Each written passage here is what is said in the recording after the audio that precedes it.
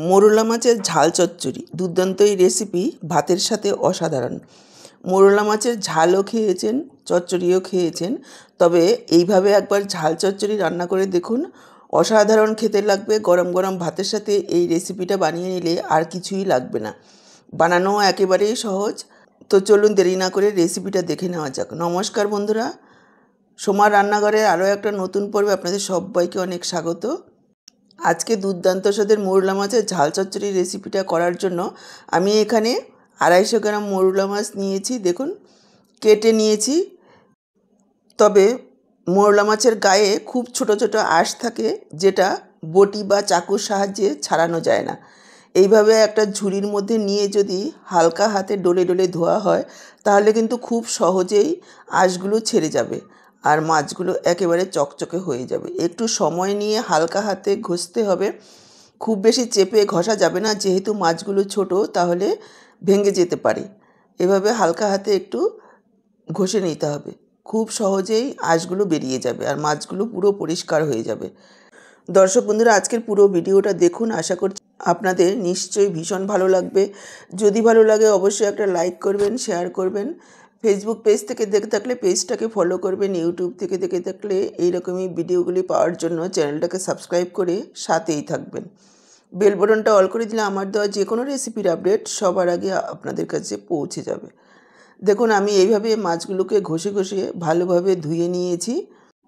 তারপরে এইভাবে ঝুড়িতে রেখে দেব কিছু সময়ের জন্য, যাতে জলটা খুব ভালোভাবে ঝরে যায়। প্রায় 5-7 মিনিট পর আমি একটা প্লেটে তুলে নিয়েছি। এবার মাছের মধ্যে দিয়ে দিচ্ছি পরিমাণ মতো লবণ আর একটু হলুদ গুঁড়ো। লবণ আর হলুদ মেখে রেখে দেব। এই ছোট মাছগুলো খুবই নরম মাছ হয়, অল্প সময়ের মধ্যেই মাছগুলো নষ্ট হয়ে যায়। সেজন্য বাজার থেকে আনার সাথে সাথেই কেটে ধুয়ে একটু লবণ হলুদ মেখে রাখতে হয়।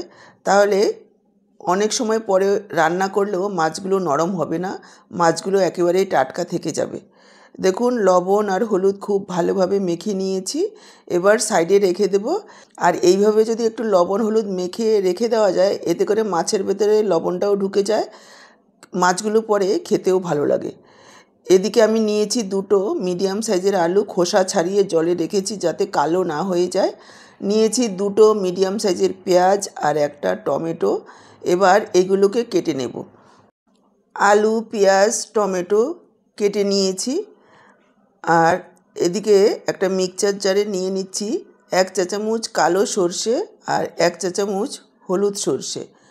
একটু লবণ দিয়ে পেস্ট করে নেব।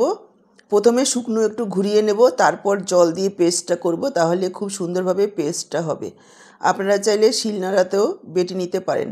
দেখুন, একটা ফ্রাই প্যান নিয়েছি, আপনারা চাইলে কড়াতেও নিতে পারেন। যে পাত্রে রান্না করা হবে সেই পাত্রের মধ্যেই আমি নিয়ে নিচ্ছি। প্রথমে আমি কেটে ধুয়ে রাখা আলুগুলো নিয়ে নিলাম আর দিয়ে দিচ্ছি কেটে রাখা পেঁয়াজ।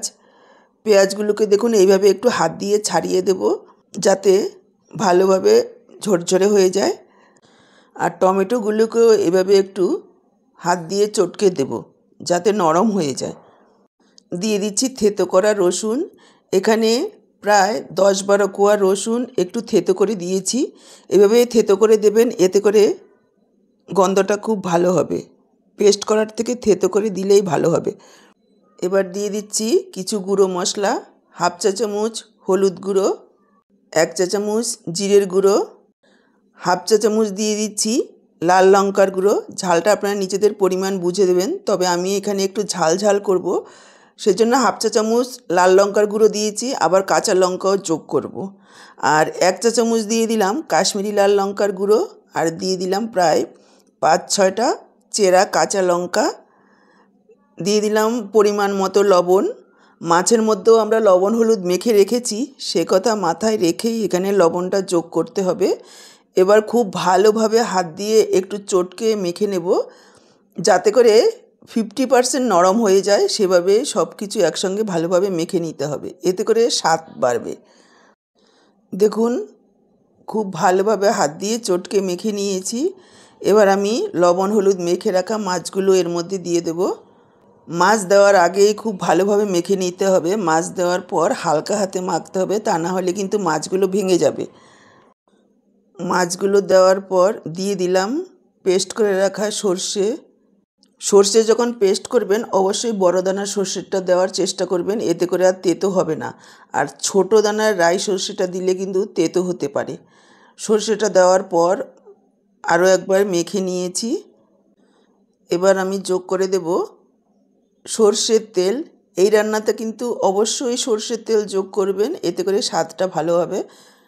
এখানে আমি প্রায় 3 টেবিল চামচ পরিমাণ সর্ষের তেল যোগ করে দিয়েছি। তেলের পরিমাণটা একটু বেশি হলেই খেতে বেশি ভালো লাগবে, তারপরেও আপনারা নিজেদের ইচ্ছে অনুযায়ী কম বেশি করে নিতে পারেন। তেল দেওয়ার পর হালকা হাতে আরও একবার খুব ভালোভাবে মেখে নিলাম। আর এইভাবে একটু হাত দিয়ে চেপে চেপে সাজিয়ে দেব। তারপর যে মাছের মধ্যে লবণ হলুদ মেখে রেখেছিলাম সেই প্লেটটা ধুয়ে আর হাত ধুয়ে অল্প পরিমাণে একটু জল যোগ করব।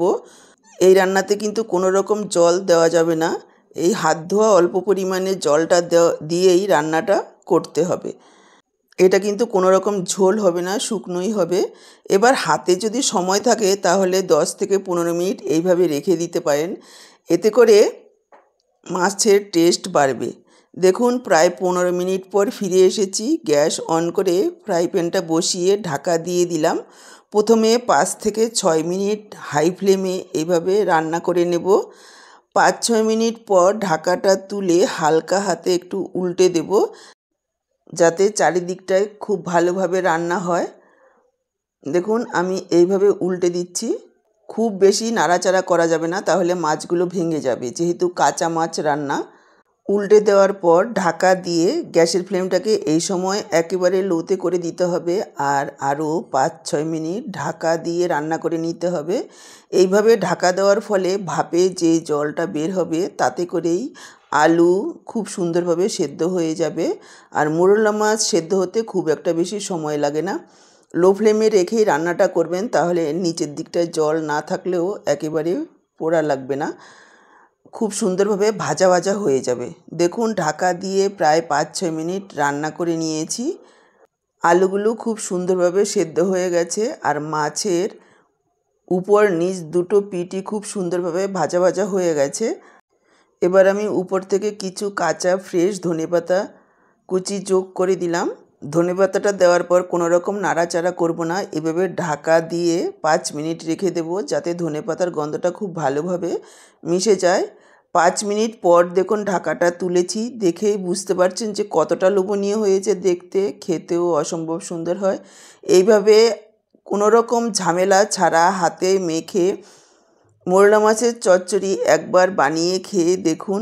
আশা করছি একবার যদি এইভাবে খান বারবার এভাবেই বানাবেন। ঝাল ঝাল এই চচ্চড়ি বানিয়ে নিলে মুখে রুচিও ফিরে আসে, খেতে ভীষণই ভালো লাগে। তাহলে আজকে এই পর্যন্ত, আবার দেখা হবে নতুন কোনো রেসিপির সাথে। সবাই ভালো থাকুন, সুস্থ থাকুন। আপনাদের সবার সুস্থতা কামনা করে এখানেই শেষ করছি। সবাইকে অসংখ্য ধন্যবাদ পুরো ভিডিওটা দেখার জন্য।